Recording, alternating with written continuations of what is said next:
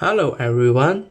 Today we will talk about if our head chef show HIV positive as the manager of restaurant, what should we do? Our members include David, Ellie, Gary, and Leon. Ellie and I are responsible for analyzing the first question, and Gary and Leon are responsible for the rest. We will answer questions including which theories are most persuasive in dealing with this dilemma and what would you do in this situation and why. Then we will describe our opinions and our measures that we will take to handle this situation. Before we start to illustrate our opinions, let us know more about HIV. HIV, or human immunodeficiency virus, is a virus that targets cells in the immune system. Over time, the immune system begins to fail, which is called immunodeficiency, and this increases the risk of infections and tumors that a healthy immune system would usually be able to fend off. These complications are referred to as AIDS, or acquired immunodeficiency syndrome. Now, there are two distinct types of HIV, HIV-1 and HIV-2. HIV-1 is more commonly associated with AIDS in the US and worldwide. HIV-2 is more rare and typically restricted to areas in Western Africa and Southern Asia. HIV-2 is so uncommon that HIV almost always refers to HIV-1. Alright, HIV targets CD4 plus cells, meaning cells that have this specific molecule called CD4 on their membrane. Macrophages, T helper cells, and dendritic cells are all involved in the immune response and all have CD4 molecules. Therefore, they can be targeted by HIV. The CD4 molecule helps these cells attach to and communicate with other immune cells, which is particularly important when the cells are launching attacks against foreign pathogens. So this little molecule is pretty important for our immune system, but it's also extremely important for HIV. HIV targets and attaches to the CD4 molecule via a protein called GP120, found on its envelope. HIV then again uses GP120 to attach to another receptor, called a co-receptor. HIV needs to bind to both the CD4 molecule and the co-receptor to get inside the cell. The most common co-receptors that HIV uses are the CXCR4 co-receptor, which is found mainly on T cells, or the CCR5 co-receptor, which is found on T cells, macrophages, monocytes, and dendritic cells. These co-receptors are so important for HIV that some people with homogeneous genetic mutations in their CCR5 actually have resistance or immunity to HIV, since HIV can attach to them and get into the cell. In fact, even heterozygous mutations, which lead to fewer co-receptors on the cells, can make it harder for the virus to spread and results in a slower disease progression. For those without this mutation, though, once HIV binds to CD4 and either CCR5 or CXCR4, it gains access into the cell.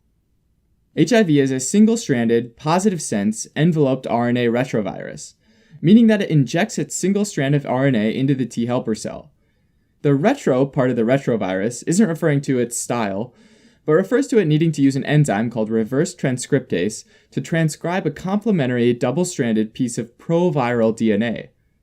Proviral just means that it's ready to be integrated into the host's DNA, so it enters the T helper cell's nucleus and pops itself into the cell's DNA, ready to be transcribed into new viruses. Pretty sneaky, huh? Well, here's the actual sneaky part. When the immune cells become activated, they start transcribing and translating proteins needed for the immune response. Ironically, this means that whenever the immune cell is exposed to something that causes it to start up an immune response, like any infection, the immune cell ends up inadvertently transcribing and translating new HIV viruses, which bud off from the cell membrane to infect more cells. Very sneaky indeed. One thing to know is that HIV is notorious for making errors when it replicates, and that during infection it can mutate to create slightly different strains of viruses. These viruses are all still considered HIV, but they behave slightly differently from each other and target different cells in the host. In fact, that host cell preference is called viral tropism.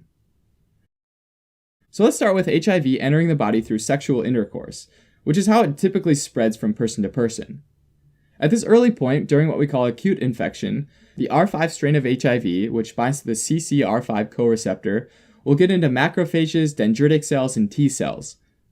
Usually, dendritic cells hanging out in the epithelial or mucosal tissue where the virus enters the body captures the virus and migrates to the lymph nodes, where a lot of immune cells live.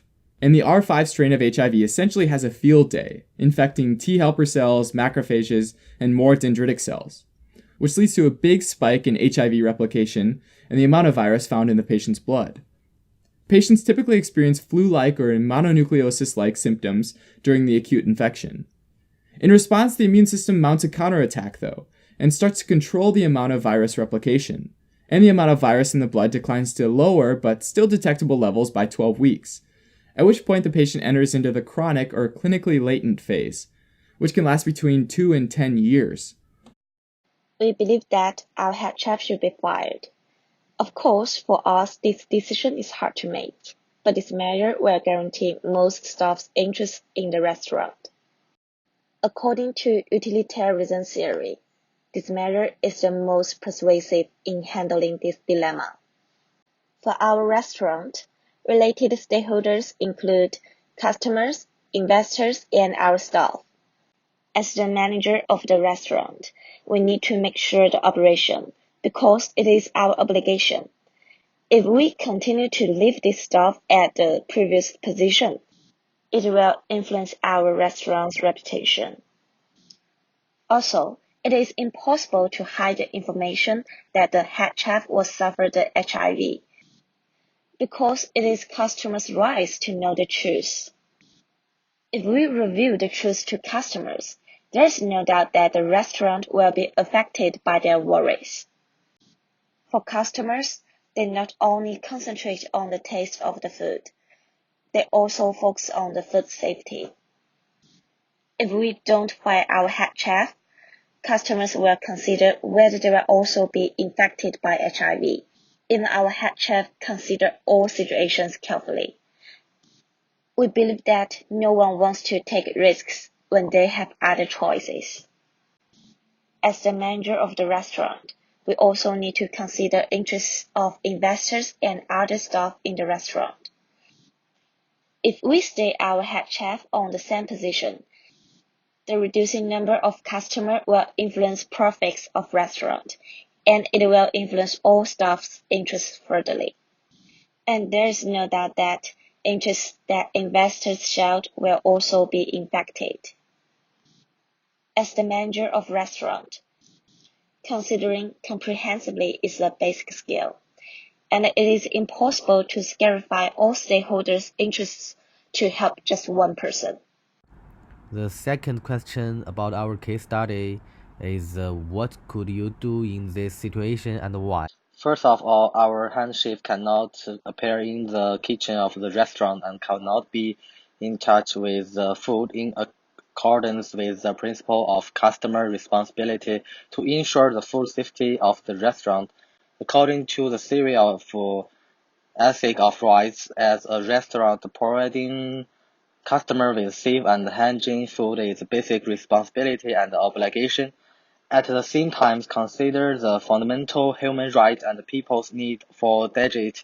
We are also responsible for the employees, and we need to consider how we can minimize the impact on his personal life and secret. So our decision was as following. Firstly, immediately interment his participation in the kitchen and navigation the follow-up matters of the employment relationship with him according to the contract. And through his personal privacy needs, the entire process will be kept confidential after the contract was terminated. According to theories of justice, we must guarantee the public's right to know after this matter is properly handled. We will hold a press conference and inform customers of the restaurant's situation and the parties' physical conditions except privacy. In order to avoid such incidents during subsequent restaurant operations, we will establish procedures for employees to undergo medical examinations and ensure that employees receive regular medical examinations and establish a comprehensive emergency response plan.